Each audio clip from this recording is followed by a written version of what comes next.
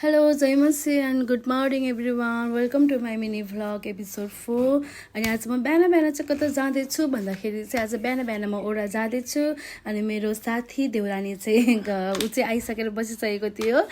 अनि ओडा गएको त त्यहाँनिर चाबी बन्द रहेछ अनि ओडा चाहिँ किन गएको भन्दाखेरि चाहिँ मेरो बाबु र मेरो नानीको चाहिँ भत्ता रिन्यू गर्न गएको अनि मेरो चाहिँ खासमा बाबु मेरो देउरानीको चाहिँ नानी तर मेरो दुइटै मेरो नानी बाबु मेरो छोराछोरी नै हो अनि हामी देउरानी जेठानी चाहिँ गयौँ अनि गएर चाहिँ हामी हाम्रो बाबु र नानीको हामीले रिन्यू गर्यो अनि म चाहिँ खासमा भन्नुपर्दाखेरि दाइ हो अनि मेरो श्रीमान चाहिँ गहतराज हुनुहुन्छ अनि मलाई यसमा कुनै पनि शर्म छैन किनभने मलाई चाहिँ उल्टै गर्व छ किनभने म चाहिँ गहतराजको बुहारी अनि गहतराजको चाहिँ श्रीमती हुन पाउँदाखेरिमा चाहिँ होइन म एकदमै गर्व गर्न चाहन्छु किनभने मान्छेले बनाएको यो जातलाई चाहिँ अनि सबैको रगत रातो नै हुन्छ होइन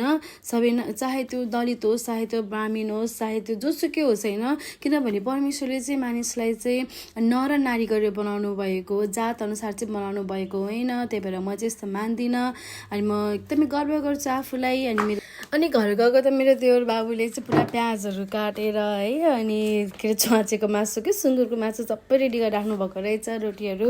अनि मैले चिया बनाएँ चिया बनाउनुभन्दा अगाडि पहिला सुरु मैले मेरो चिया सिड खाएँ किनभने म चाहिँ अहिले मेरो वेट लसको जर्नीमा छु अनि धेरै दिनपछि अनि म र मेरो साथी देउरानी हामी चिया खाँदैछौँ अनि यो मेरो मिनी ब्लग अनि सुरुतिर छु अनि कति मिस्टेक हुन्छ बोल्नमा रेकर्डिङ गर्नमा कुनै मिस्टेकहरू भयो भने तपाईँहरूले मलाई सम्झाउनु होला किनभने म भर्खर नयाँतिर छु